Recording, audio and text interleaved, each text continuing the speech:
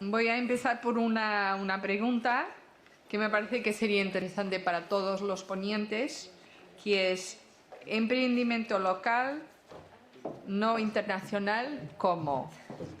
Pienso que la pregunta tiene que ver con cómo hacerlo localmente y ir internacional, o si se puede hacer local y no internacionalizar, cómo se hace esto.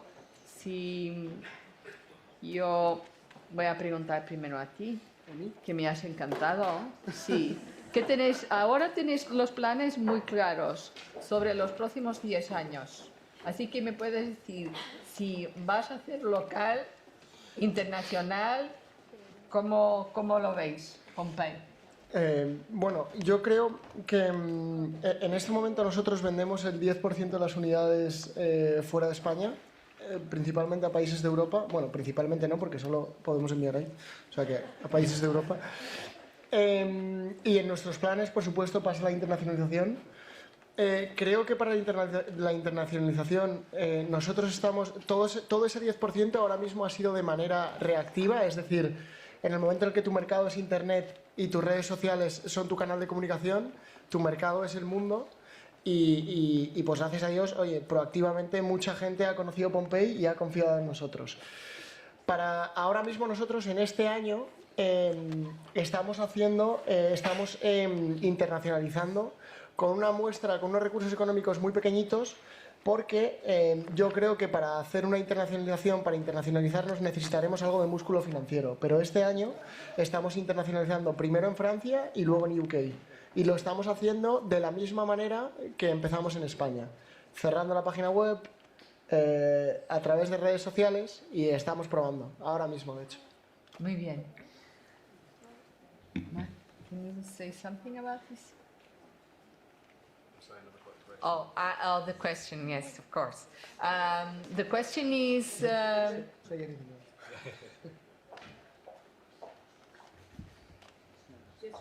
sí. The question is whether you think that you should be local or global, or being local and going global. You know, what is the kind of strategy that you think it's useful for your brand and for business in general, for fashion business? I mean, for Harris Tweed specifically, if we went local, we would have a slight problem, because that would mean our entire market would be 20,000 people. So going local for us, I guess, would be simply focusing on the UK market. But it really depends on the product. I think if the quality of your product is good enough, like it obviously is in the case of Pompey, then you will be successful internationally. But the danger I find, speaking to some companies, some start-up companies with incredible entrepreneurial nous and skill, is sometimes there's the temptation to go too far, too fast. And that can be a negative. I think some companies, not in the case of Pompey, where they've obviously put so much thought into the product, you take a product to market that's not perfect, you can destroy your brand.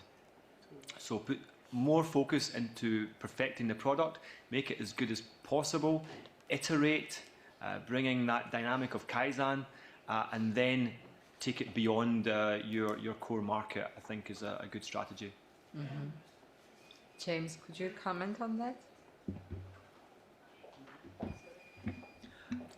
Yes, I would agree with all of that, Mark. The one thing I would say is that there has been a lot of discussion around globalization of ranges, the taking of international brands and making it relevant for a local market.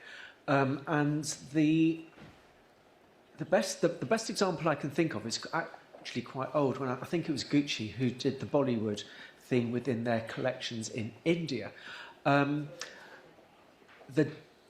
That carries great opportunity, but there's also something around the risk of brand dilution if a mixed ethos and style is created that becomes quite that sort of means the brand becomes a collection of subsets rather than the whole. The other thing that's actually quite interesting at the moment is the middle market is being squeezed, and it seems to be that if you're at the top end and the bottom end, your opportunities are much richer than if you're in the middle.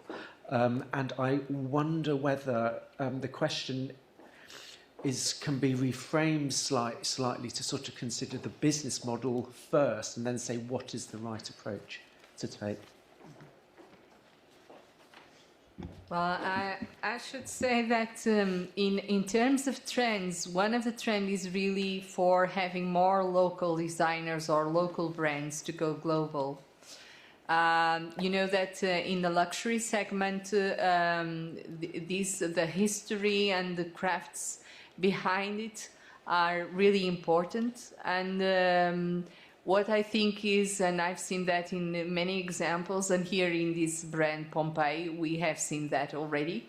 We have seen that having all the communication means that we have today in terms of the internet is really very powerful. But you know, taking some of the things that have been said by my colleagues, I would say that it is very important to know how to grow. One of the things that I usually tell my students in the classes and in MBA classes is you don't have to grow all the time. This is wrong, to grow all the time. Because financially, this means, you know, going absolutely crazy, you know, and having... If you are selling a lot, this means that you need more money to put into buying materials and paying production, etc. And there is a time lead between production and selling, where you have all this money invested and you don't have return. So the good thing to grow is to go step by step.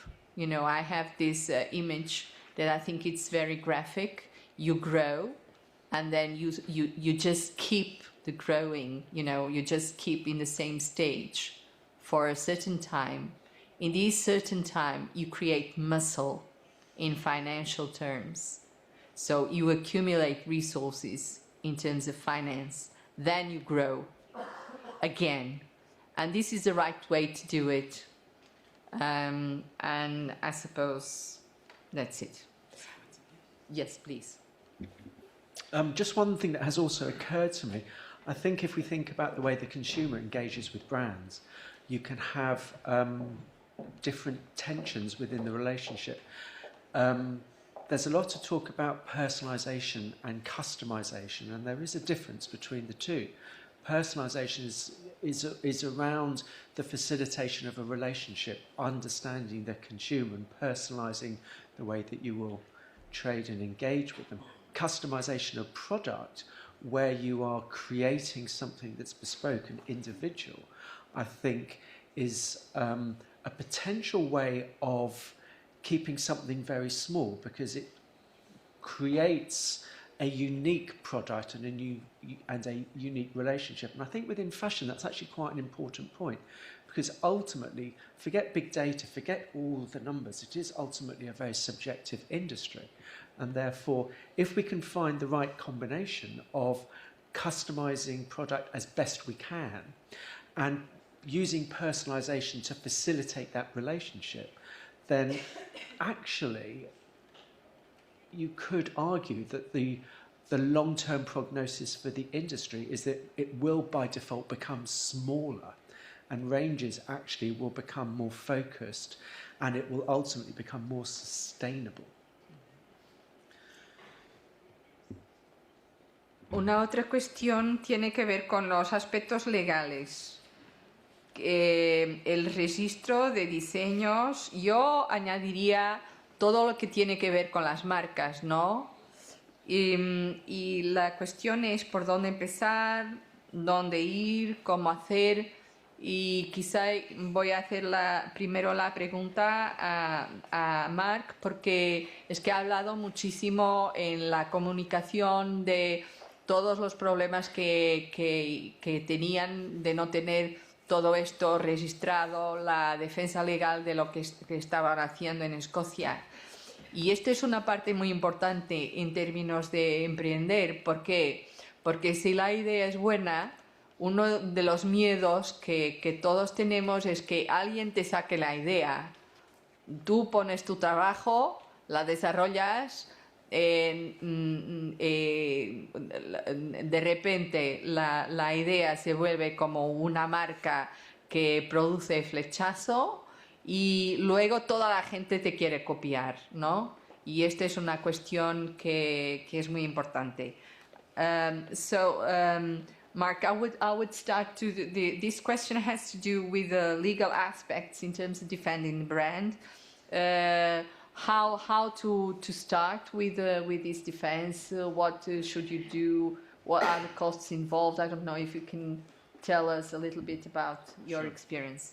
Well, with Harris Tweed, I mean, I work in brand consultancy as well, so I do work for other companies. But with Harris Tweed, we inherited some negatives, which was that the image of the brand was old-fashioned, you know, was wearily, it was rough. So we had to change that around. So we started with a mindset, and the mindset was simple, you know. Ladies wear really beautiful, high-heeled Jimmy Choo, Manolo Blahnik shoes, not because they're comfortable, but because they're beautiful. And we took that through, that actually what we had is not silk, it's not cashmere, it's tweed. So it's quite rough on the handle. But what we did have, of course, was this protection, this brand protection. So we focused on that. And almost by accident and design, we realized that rather than spending money on advertising, why don't we put the intellectual property on the outside? So traditionally, the certificate trademark, which I showed you earlier, would be on the inside of the jacket. Well, we can actually put that on the outside, not of the jacket, of course, but of bags, of accessories, of shoes. So the certificate trademark, which is a legal element, actually became what would commonly be called in fashion the logo.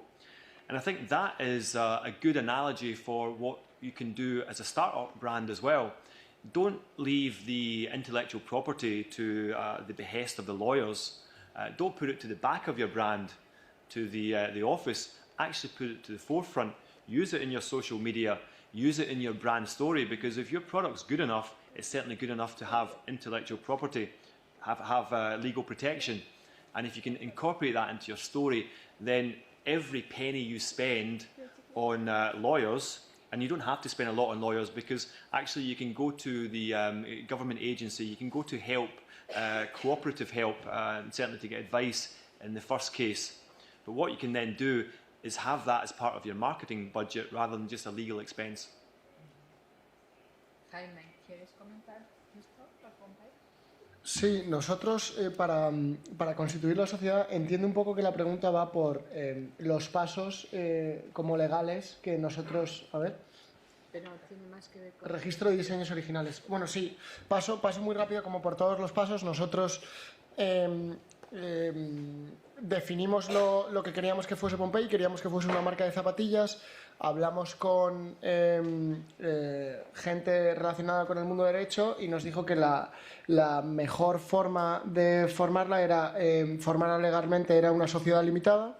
Acudimos a un notario y dijimos que queríamos fundar una sociedad limitada. Nos pidió el nombre de la sociedad y luego con eso vas al registro mercantil y ya la tienes fundada, ¿vale? Luego, eso es en el registro mercantil, la sociedad limitada. Por otro lado está el registro de patentes y marcas, que ahí es donde registras tu logo y tu nombre, ¿vale? Entonces tú ese registro de patentes y marcas lo tienes que registrar en una clase. En este caso es la clase, creo que es 24, que es textil, moda, accesorios y marroquinería o algo así. Y te lo tienen que aceptar una vez pasado no sé cuánto tiempo es. Pero eso es como el segundo paso. Y el tercer paso, que es el tema de los diseños, aquí, por lo menos en nuestro caso, a nosotros después de Pompey han salido, sin exageraros, 6, 7, 8 marcas con exactamente el mismo diseño de nuestras zapatillas. Y nosotros hemos tanteado tomar alguna acción legal, pero en cuanto acudes con un diseño donde la costura o el cordón es un poco distinto, no tiene ninguna defensa. O sea que respecto a eso, mi consejo es, tú cuando te metes en la selva sabes que hay leones y sabes que te pueden morder. Cuando te metes en moda sabes que esto puede pasar. O creas un producto lo suficientemente auténtico como para que la gente siga confiando en ese producto, o corres más riesgos. Pero a nosotros nos ha pasado y no lo podemos defender. ¿Quieres comentar?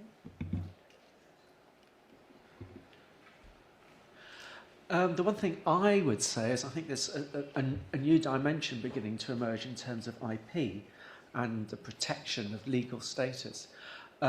There is increasing evidence of the use of social media by consumers to identify and almost name and shame businesses who engage in counterfeiting or the use of other people's designs.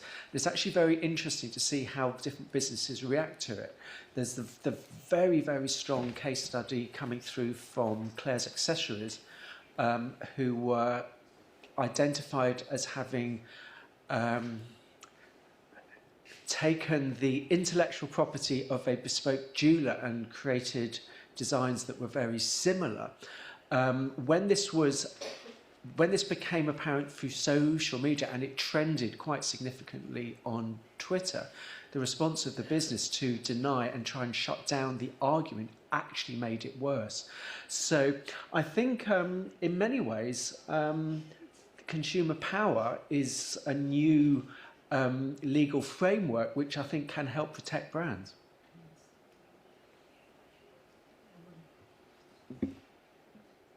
Bueno, yo diría que en estos términos hay que saber que cuando estás emprendiendo tienes muy poco dinero, ¿no? Y entonces, o el dinero nunca es lo suficiente para tus sueños. Y lo que pasa es que hay que ser un poco listo en esto. Y lo que me parece, por ejemplo, es que cuando yo he creado mi empresa, y pensé que no tenía dinero para tener una empresa y tener una marca. Y entonces lo que hice es hacer la empresa con el nombre de la marca. Y entonces la marca, el nombre de mi empresa es Fast Forward Innovation. Esto es el nombre de la empresa, FFI, y esta es la marca, así que tiene las dos versiones. Y esto es interesante porque, por ejemplo, cuando yo he empezado hace, pienso, 4 años, una cosa así, he recibido un email de China de alguien que quería registrar la marca Fast Forward Innovation para hacer algo, no sé lo que sería. Y entonces lo que me decían es que estaban pensando en registrar la marca y que era lo que yo pensaba sobre esto. Y lo que les dice es que, bueno, en China yo no voy a vender consultoría y no estoy en China, pero hay personas de China, concretamente de Hong Kong, que han venido a la conferencia de la Global Fashion Conference y que saben que lo que hago yo, ¿no?, en mi empresa. Y es que, bueno, tengo el registro del dominio en la web, tengo el email con Fast Forward Innovation. Y esto era una idea a donde estaban involucrados 3 tipos, un norteamericano y 2 chinos. Y al final he recibido un email de los chinos diciendo, bueno, a nosotros nos gustaría coger este nombre, pero como ya lo tienes todo funcionando en la web y puede generar alguna confusión en las personas, entonces no lo vamos a registrar. En el caso de la conferencia, lo que hice es que después de la 3ª edición ya me parecía que tenía un buen producto. Y esto es una cosa que yo pienso que hay que defender la propiedad intelectual cuando tú sabes que tienes un buen producto, ¿no? Que ya empiezas a tener clientes y que te puede hacer daño alguien que se lembre de usar el nombre, ¿no? Tu marca para hacer una otra cosa y no tienes defensa legal. Y lo que hice es que he registrado la marca de la conferencia en la Unión Europea y el registro de la marca hoy es muy fácil y se puede hacer por internet y los costes son 900 euros. Lo que después puede costar un poco más es tener la defensa legal, porque lo que pasa es que nosotros no estamos todo el tiempo mirando la web y viendo lo que las personas, si hay personas que están haciendo un mal uso de este nombre, ¿no? Sin darnos cuenta. Y entonces, desde que tengo la marca, he tenido que defenderla, ¿no? Dentro de la Unión Europea, de confusión, no del mismo nombre, pero de confusión. Y esto me ha costado hasta ahora una cosa como casi 3.000 euros. Lo que pienso yo es que vale la pena pensar un poco cómo defender la marca, cómo defender los diseños, y ahora mismo todas las marcas o los diseñadores de moda lo que hacen es hacer un registro provisorio que es muy barato. En Portugal lo puedes hacer en el centro tecnológico, que te cuesta algo como 20 euros o 30 euros por modelo, y después cuando ya tienes encomiendas, ya tienes clientes, entonces lo puedes registrar con todo, ¿no? Y yo pienso que es una inversión que en términos de medio y largo plazo que es bueno, porque lo que pasa es que hay mucha gente que solo por saber que la marca está registrada ya no hace nada con este nombre, con el nombre que has escogido para tu marca. Bueno. Y ahora tenemos tiempo para una otra pregunta, una que es sobre la marca Pompey. ¿Por qué la llamaste Pompey? La llamamos Pompey porque en emprender, lo más bonito de emprender es caerse y volver a levantarse, y Pompey viene de Pompeya, de la ciudad italiana que resurgió de sus cenizas, y tener eso implícito en tu nombre es saber que siempre que vaya algo mal te vas a levantar de tus cenizas. Esto es momento que alucináis, ¿eh? Pero es por eso.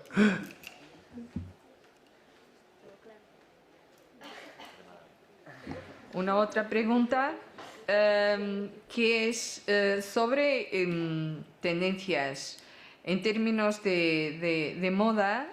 Alguien me pregunta si tiene más futuro crear algo artesanal, como muy local, ¿no? Que tiene ese origen, o algo más futurista, ¿no? Más disruptivo.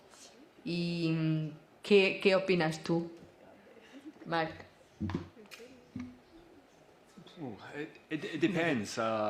Trends, disruptive. I mean, the one good thing about the whole fashion industry, the drinks industry now, I think trends are becoming less important. Perhaps even you might say the trend is that there is no trend, or at least fewer trends. And I think that's partly because people realise and they see the fashion industry for what it is. And, whether there is some clandestine meeting with Anna Wintour and, various other people leading Kering and the LVMH, and they decide the trends and the colours. And, I'm sceptical, I have to be honest. The only meeting, if I can just tell this quick anecdote, The only meeting I've ever had where nobody followed up was with WGSN, the trend forecasting people. And they'd called me in as creative director for Harris Tweed, obviously to tell me how amazing Harris Tweed was, but to subtly offer their services for €20,000 a year. And I said, well, that's great, but I'd like to think that we do something so special that we might help you to set trends. And they weren't particularly pleased. And then I followed that up by actually asking the three ladies what you do, you know. What do you actually do? Oh, and then the stump answer came, well, we go to Peru and we look at indigenous people and we look at colours and we go to Burma. Yeah, but then what do you do?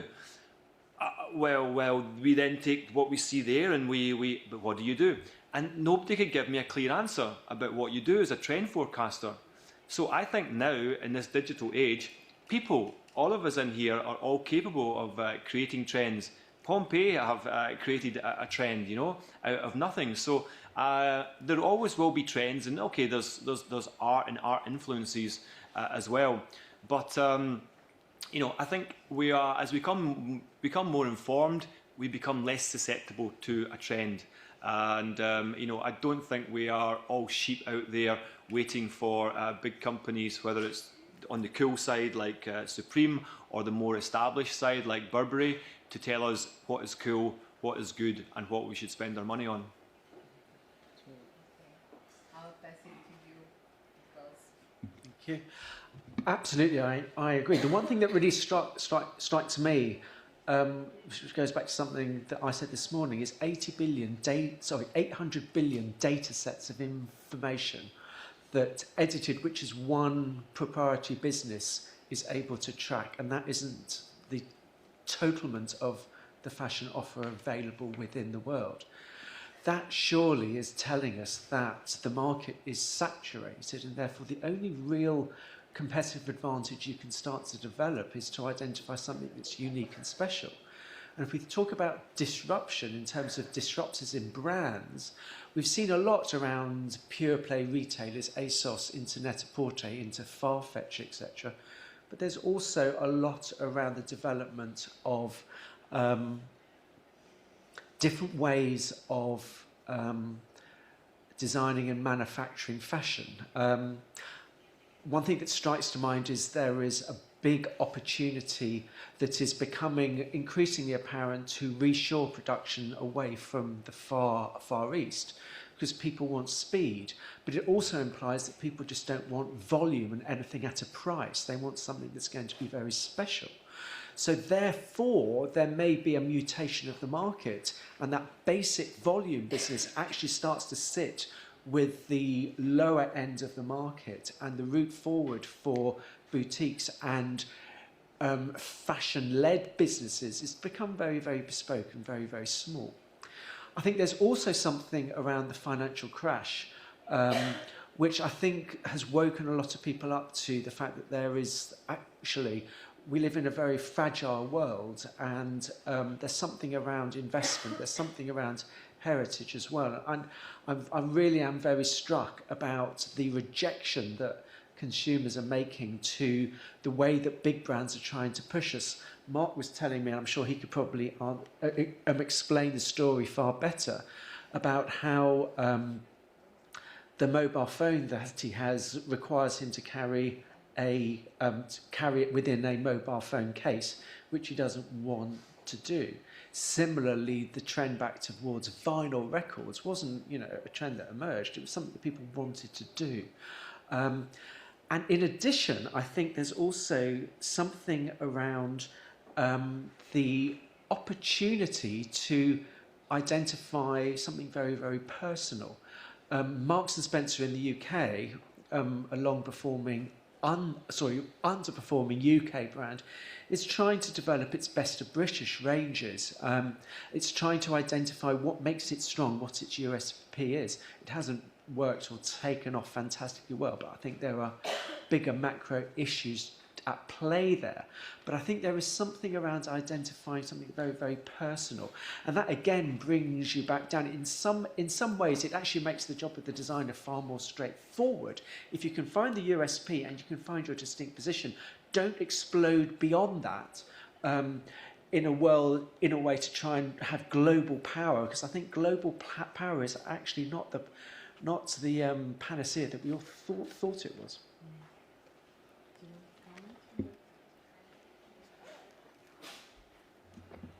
Bueno, yo voy a ser muy breve porque no tenemos demasiada experiencia en el mundo de la moda. Lo que sí que creo es que cuando tú estás en un sector como el de la moda y lo que estamos creando son, de alguna forma, evolucionando cosas que ya existen, por decirlo de alguna manera, creo que no sé si alguien sabe qué es mejor, algo de futuro o algo tradicional o algo artesanal. Lo que sí es seguro es que lo que más se va a valorar es algo auténtico. Y algo auténtico es... porque de alguna forma si haces algo que ya está hecho, ¿con qué vas a pelear? Porque ya está hecho.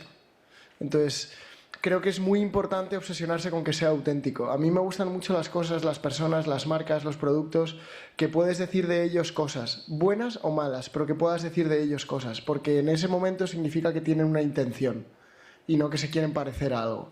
Entonces, yo eso es lo único que puedo decir, porque es de verdad lo que hemos vivido y lo que sé. Bueno, yo añadiría que de la experiencia que tengo de muchas empresas, de mucha gente que conozco, es que yo de verdad pienso que hay un lugar para cada uno. En el mundo de la moda es que toda la gente compra o hace prendas para vestir. Todos nosotros, todos los días, tenemos que ponernos algo y poner zapatos en los pies. Entonces es que hay billones, millares de millones de personas que se van a vestir todos los días, así que hay oportunidades para toda la gente. Y lo que pasa es que yo pienso que lo que atira al mercado, lo que de verdad atrae a las personas, es tener buenos productos y productos auténticos. En la década de 80 hemos tenido mucho buzz, mucha comunicación, muchas marcas haciendo ventas sobre la comunicación. Con la web 2.0 y ahora con la web 3.0, lo que pasa es que toda la gente puede comentar todo. Entonces es que las marcas verdaderamente no tienen el poder que tenían en términos de comunicación, ¿no? Y entonces lo que pasa es que las personas se buscan en primer término un buen producto.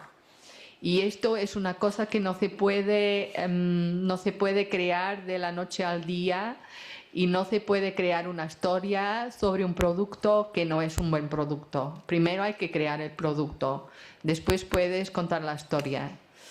Y por último, lo que yo añadiría es que yo soy una idealista, una ingenua, aunque soy un poco menos joven que algunas personas aquí. Y yo pienso que lo que más importa es que las personas sean felices. Entonces, que lo que Jaime nos ha contado y todos nosotros es que cuando tenemos una empresa, una marca, algo que creamos de propio, tenemos que tener el foco seguramente en el mercado de que estamos haciendo un servicio a las otras personas, ¿no? Las ventas son la prueba de eso. Cuando vendes algo es porque estás haciendo algo que los otros valoran. Y eso es muy importante. Pero además es muy importante que seas muy feliz haciendo lo que estás haciendo. Y entonces eso es lo enfoque que tienes que dar. Si tu pasión es el artesanal, son los materiales que tienes y que conoces, etcétera, pues muy bien, porque seguro que hay gente en el mundo que le va a gustar. Si es más experimentalista, que quieres coger cosas que son quizá más tecnológicas, que te encantan, entonces coger eso. ¿no? Yo he comentado ayer con mis colegas un proyecto de una universidad de Portugal, de la Universidad Beira Interior, y que están haciendo con una empresa fatos para niños que están enfermos de cáncer y que son fatos para poner en el hospital, pero que son fatos de superhéroes. Así que puedes estar en el hospital y ser el Spider-Man. Y al mismo tiempo el fato tiene nanocápsulas con cosas que te pueden defender a los niños de las infecciones.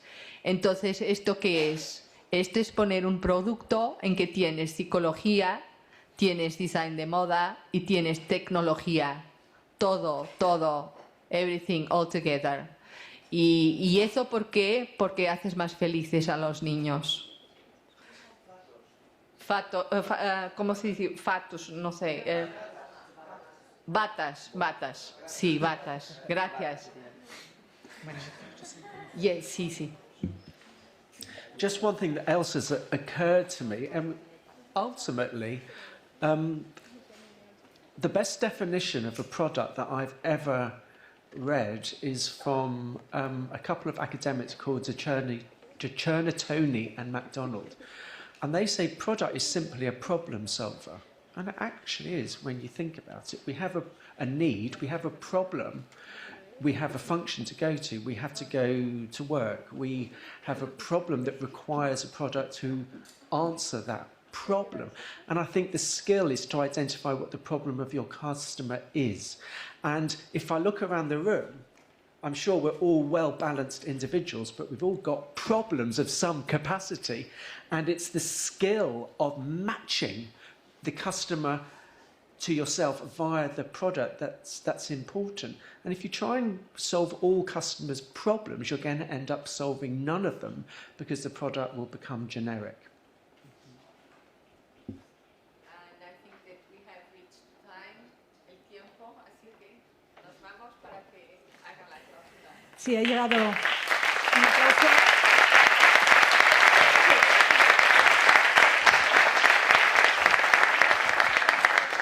Efectivamente, ha llegado ya la hora de finalizar este foro y queremos agradecer, por supuesto, la participación de los ponentes. Thank you very, very much, Brian Wilson, Mark Hogarth, Isabel Cantista y Jaime Garrastazu. Gracias a todas y a todos vosotros por participar en esta iniciativa. Nuestra próxima cita será la 6ª edición del certamen bianual internacional de moda Art and Fashion, el concurso dirigido a diseñadoras y diseñadores emergentes de todo el mundo, con edades comprendidas entre los 18 y los 35 años. Toda la información en nuestra página web www.biaf.com. Eskerrik asko, guztioi, elkarri ikusiko dugu berriro, datorren urtean, Bilbao International Art and Fashion nazioarteko moda lehiaketan. Ondo izan, hurrengo urte arte, eskerrik asko.